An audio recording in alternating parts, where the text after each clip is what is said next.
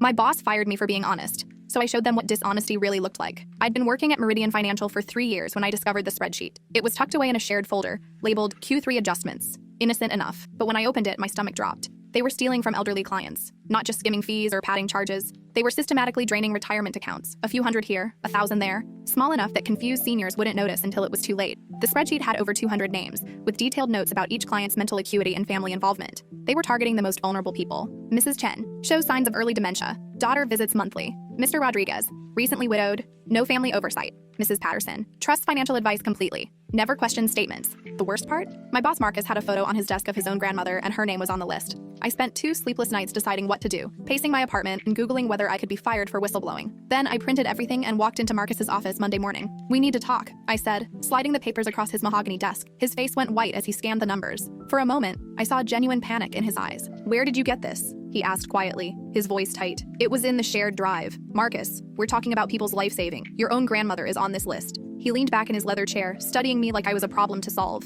The panic disappeared, replaced by cold calculation. "You don't understand how business works, Sarah. These are administrative adjustments, market corrections." "Administrative?" I couldn't hide my disgust. "Mrs. Chen lost $3,000 from her account last month. She called crying because she can't afford her heart medication anymore." Marcus's jaw tightened. He glanced at his computer screen, then back at me. "That's unfortunate, but these clients agreed to aggressive investment strategies. Sometimes there are losses. Losses that go directly into company accounts?" His eyes hardened. "I think we're done here." I should have known then that I'd just signed my own termination papers. The next morning, HR called me in. Marcus sat beside them, arms crossed, wearing the same smug expression he had when closing deals. "We're terminating your employment effective immediately," the HR director said without looking up from her paperwork. "Poor performance and attitude issues." I laughed. Actually laughed out loud. "This is about the spreadsheet." "I don't know what you're talking about," Marcus said smoothly, but I caught him glancing at the HR director. They escorted me out like a criminal. Security watched as I packed my desk while my coworkers pretended to be busy. 3 years of perfect reviews, employee of the month twice, and suddenly I was a problem employee with attitude issues. That night, I sat in my apartment, holding my final paycheck and seething. They thought firing me would make this disappear. They thought I'd slink away quietly,